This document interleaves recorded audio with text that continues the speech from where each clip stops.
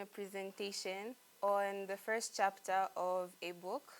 This book is entitled Mere Christianity.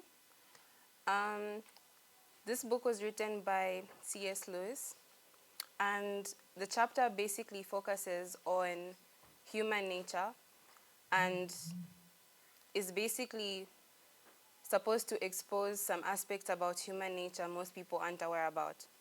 So before I continue into the presentation, I wanted to give an insight on how the book came to be, as well as the author of the book. Most of you may know the author. His name is Clive Staples Lewis, known as C.S. Lewis. For those that may not know him, C.S. Lewis is a writer, a scholar, and an Anglican theologian, known specifically for his works in Christian theology through his writings. He's also known for his high academic standing in English language. On the other side, he's known for his fantasy writings in the Chronicles of Narnia. That's basically a little bit of a backstory of the author. Before this book was written, it was a talk that was given on a radio show during the Second World War. The name of these talks were Talks of Common Decency. An analyst one of the analysts of the book, J.M. Medium, explains that many thinkers of the World War II era saw this as proof of fundamental godlessness of the universe. So if you're wondering why C.S. Lewis decided to make these talks during the Second World War, it was to battle the argument that the World War was just another reason why there is no God in the universe. So he wanted to prove the people wrong by arguing for the existence of a just and moral God. So throughout this chapter, he points towards nature that human beings possess. And in this nature, it points towards a greater being, even though it's not directly mentioned in the chapter. We proceed to the first book, or rather book one. Book one is one of the sections of the book, and the main chapter we'll be looking at, chapter 1, is the law of human nature. In the law of human nature, C.S. Lewis points out that there is a fundamental, inherent moral law that guides human behavior, even though people fail to live up to it. We will see this further on in the presentation. He also argues that there is a universally recognized sense of right and wrong. This universally recognized sense is supposed to point towards a God that he hasn't mentioned, nor will he ever mention throughout the chapter, but he is trying to imply that it is. We look at the moral law. So he starts this chapter by saying something very common. He says, everyone has heard people quarrel, which is true, then and even now. He says, and I quote, quarrels may sound annoying or even funny, but we can learn much from them. When you hear people quarreling, you normally don't listen to what they're saying to learn from what they're quarreling. You just listen to maybe how funny they sound, how broken their English is, or how just silly the situation is in general. But C.S. Lewis says we can actually learn from the quarreling. But what can we learn exactly? First, he points out that everyone quarrels. Everyone, an emphasis on everyone, meaning grown-ups as well as children, educated and uneducated people. So these, even if we're to include social standings, even the rich and the poor, he's basically trying to say that no one is excluded from this everyone. Everyone quarrels. Now, quarreling is not an argument. I think the scholars will agree with me on this one. Quarreling is trying to prove that the other person is in the wrong, while an argument is a series of propositions that lead to a conclusion. That's the difference between a quarrel and an argument. In an argument, you're not necessarily trying to tell your opponent that they are wrong. You're just trying to convince them to change from a certain standpoint. He also says that quarreling would be useless if the people who are quarreling didn't agree on what was right and what was wrong. So if I am found in a quarrel with someone else and there was no standard of behavior that we were referring to, then the point of the argument or the quarrel would be useless. Let me give a basic example. In a bus station, you have seats, of course, in the bus. There are people who come earlier on to get the people who come earlier on, and there are those who come later on. So if those who come earlier on occupy the seats in the bus, and those who come later on have to stand, the rule is that those who came first have to sit. Those who came later have to stand. That is just accepted. Let's say one of the people who is seated goes out for a minute. One of the people who stands takes the place of the person who is seated. And the person who was seated at first comes back. There would be a quarrel there, right? There would be a disagreement because the person who is seated will say, I came here first. And at that point, maturely, there would be no need to argue because the person who took the seat is in the wrong. But if the person who took the seat makes an excuse, then they are forgiving themselves for a wrong that they know they have done, which is what C.S. Lewis is trying to tell us. A man who makes the people who are quarreling appeal to a certain standard of behavior they expect the other people to know about. There is a pre-existing rule of how people should behave. If you know that seat belonged to someone else, you shouldn't have taken it. That's the rule. That's what everyone has just done from a very long time ago until now. No one can argue with that. But the man who makes a claim in the quarrel, is appealing to a certain standard of behavior the other should know about. We mentioned that. Now he says, and I quote, now he also says that the man doesn't say, to hell with your standard. Rather, he gives an excuse why the situation isn't actually wrong. It's as if there's a law or decent behavior about which they agree. Now, this moral law, the law of right and wrong, eventually points to the law of nature. The moral law is just another name of the law of nature. He used the moral law as a basic example to give people an insight of what the law of nature is originally about.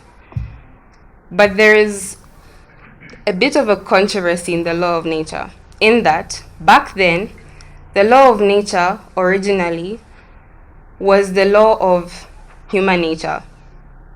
The educated people of the time, in the past, agreed that this law of nature applies to human beings.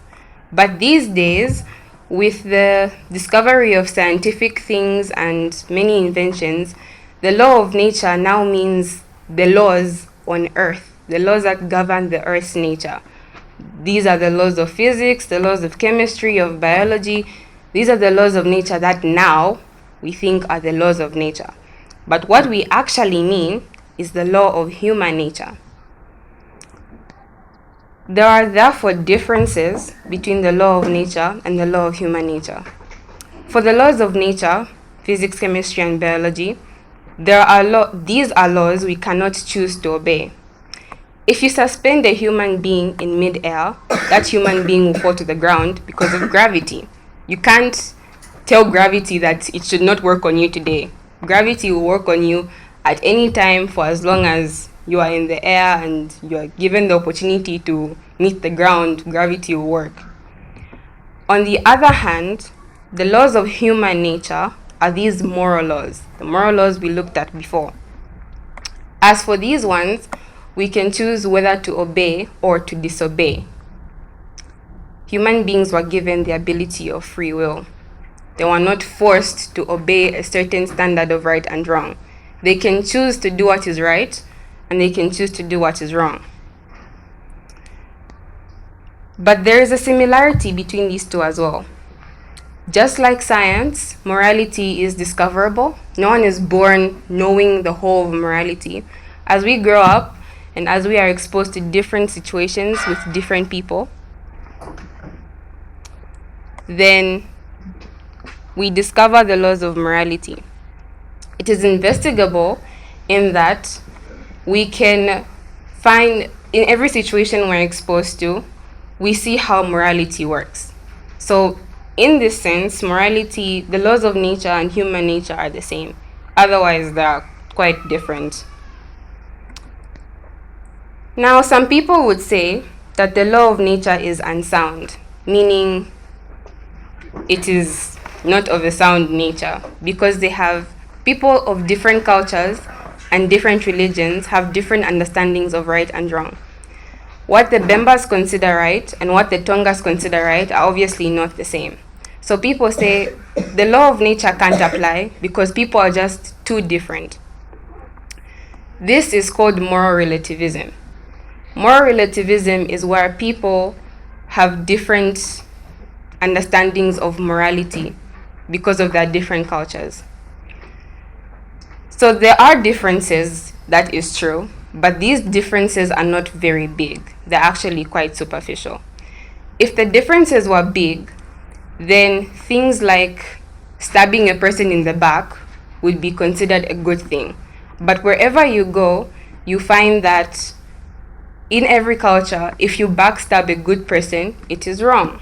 There's no culture, at least I think there's not culture, that agrees that stabbing a person in the back is the right thing to do. Neither is cowardice. If you run away from a war and expect to come back to people clapping and cheering for you, no culture does that either. He gives the perfect example of selfishness, C.S. Lewis that is. He says in every culture, selfishness is never applauded. It's never agreed to. Selfishness is not a good thing wherever you go. Because in every culture, one of the things they will demand is that you put your community before yourself. Now, there is an argument that is the whole argument that beats moral relativism. So from that, we can see that the law of human nature is sound. Yes, there are differences, but they're not that big. And so everyone, in fact, has the law of human nature, or is aware of it. Can anyone claim there is no right and wrong? This is a question C.S. Lewis poses in his chapter.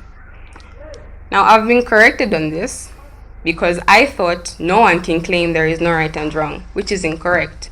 You can claim that there is no right and wrong. It is easy for me to go out there and experience many different things and just say there's no right and wrong. But I will not live up to my claim. I can claim there is no right and wrong, but my lifestyle will not prove that in any way. C.S. Lewis says, quote, "Anyone who claims there is no right and wrong and also claims to live up to it will be seen going back on their word." If I make a promise to someone and I break that promise and that person comes to me complaining, I will obviously say there's no right and wrong, so you technically can't complain because there is no standard that I have to follow where it says I have to fulfill your promise. But if that person makes a promise to me and they break that promise, I will be livid, I would be upset because what they're supposed to do for me, they haven't done. And so you can see that I can say there's no right and wrong, but I will not live up to that. I will go back on what I said. So if someone can claim there is no right and wrong, immediately they face a situation where someone does something wrong to them, they will go back on that claim. Does anyone uphold the law of human nature? The law of right and wrong, the moral law, the one we have just looked at. Now, this one has a very interesting standpoint from C.S. Lewis. He says, quote, "If we don't believe in the decency of behavior, why should we be so anxious to make excuses when we don't behave decently?" This is an indirect way of saying no one actually upholds the laws of human nature. We are all exposed to situations where we can choose between right and wrong, but we find ourselves choosing what is wrong. That's true for everyone, unless there are people who always do what is right. But whenever we are given an opportunity and we can choose, we can say maybe it's small, doesn't really matter as much, but that is in fact us breaking the law of nature. So we actually don't follow the law of nature. He then calls attention to a fact. We have failed to practice behavior we expect from other people. We demand that people should be honest to us, but we are dishonest. We demand that we should be respected when we give others disrespect. We demand that other things be done to us that we can't do to other people. There is a Bible verse, Luke 6 verse 13, do unto others as you'd want them to do unto you. But we do not do that. It is part of our human nature, but we do not uphold it. He goes on to say we believe in decency so much that we feel the law pressing on us, that we cannot bear the fact that we are breaking it and try to shift the responsibility. If we are doing something wrong and someone calls attention to the fact that we are doing something wrong, we will try to make an excuse for it or shift the responsibility. If I am caught stealing today, I will say no, but I didn't have this, so I had to steal. I'm shifting the responsibility, or I'm shifting the blame rather to my circumstance and not to me. I am not in the blame. It's just a circumstance I happen to find myself in. He therefore summarizes this by saying, the moral law is breakable, implying that the moral law is breakable but unalterable. You can break the moral law, but the moral law will still remain the same as any other law. The Constitution of Zambia is basically an outline of what is and isn't allowed in the country. We may break some laws in the Constitution, but the Constitution still remains as it is. Of course, there are amendments here and there, but the Constitution remains the same. Same as the commandments. We can break them, but they will still remain as they are. People might break the laws, but not without instinctively feeling that what they're doing is wrong. That points out that there is something above us, or there is something that has been put in us that makes us feel a different way when we do something wrong. We do not keep the laws of nature. This is what C.S. Lewis was trying to imply when he asked the question, when the question was posed, if we uphold the law of human nature. Doesn't change the law itself. We have discussed that. Our excuses prove that we do not keep the law. We demonstrate that we don't keep the law when we especially make excuses for the good things and not the bad ones. By this he means all the bad things that happen, I have to make an excuse for it. There's something else that is making me do something bad. But if I do something good, then that's just who I am. If I am angry today, it's probably because I'm stressed. Maybe I'm anxious. Maybe I haven't eaten. There could be so many things that could lead to me being angry. But when I'm being a good person, there's no excuse to that. That's just who I am. So why is there an excuse for being bad and doing something wrong, but there is no excuse for me being good? So there is that. All in all, this shows that we don't keep the law of nature. C.S. Lewis's conclusions about this is that firstly, human beings all over the earth have this idea that they ought to behave in a certain way and they can't get rid of it. We have this feeling inside us that we ought to do the right thing. We don't know where it comes from, we just have it. They also know that they have to behave in a certain way. They are therefore aware of the law of nature, but they break the law of nature. We are aware of this moral law of right and wrong, but we break it anyway. These two facts are the foundation for what we know about ourselves and the universe we live in. Instead of giving excuses of why we aren't following the law of nature, or instead of following the law of nature, we give excuses of why we don't. He explains, therefore, that we have the ability to feel bad when we do something wrong. That is by virtue of us being human beings.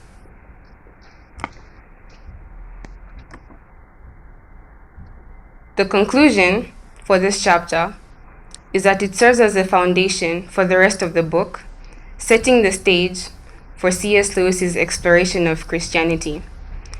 This chapter was just a basis. Remember, the whole point of him giving this talk was to prove that there is a just and moral God. This chapter was the foundation for that. He wants to explore Christianity step by step until he gets people to understand that there is a God who exists. This world is not godless. So he starts by explaining about the basic fundamental human beings themselves. To understand Christianity, you have to understand how human beings came to be, how they behave, and so on and so forth.